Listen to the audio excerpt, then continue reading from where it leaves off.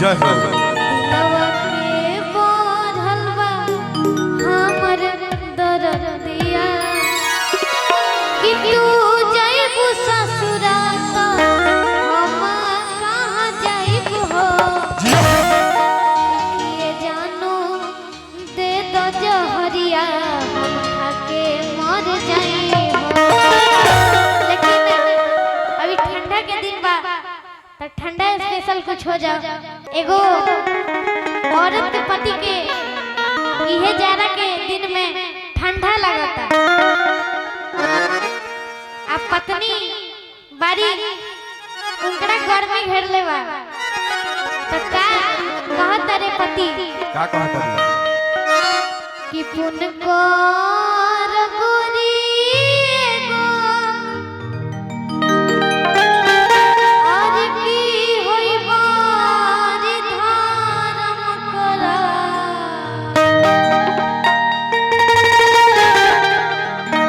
कि पुन कर गोरी गो और की होई बारी धर्म करा।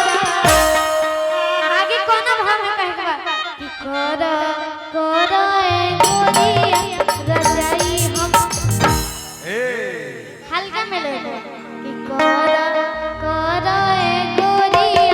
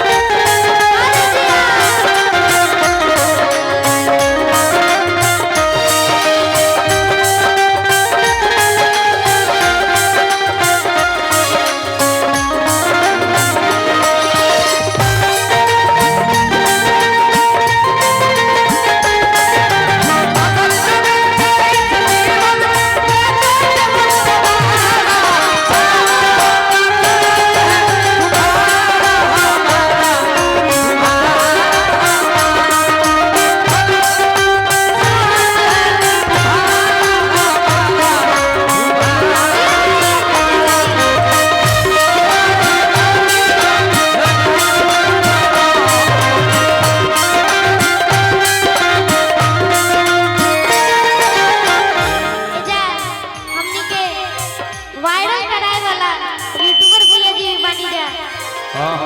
वहां के भी दिल से प्रणाम बा।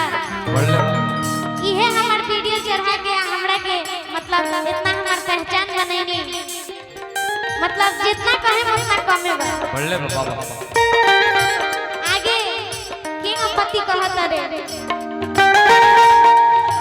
तेत बट पुरुआ बतावा कैसे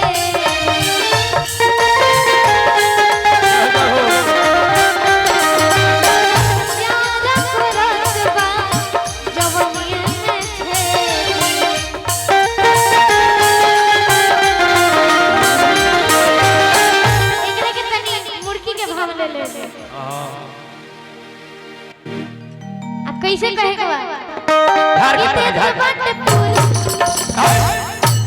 यो यार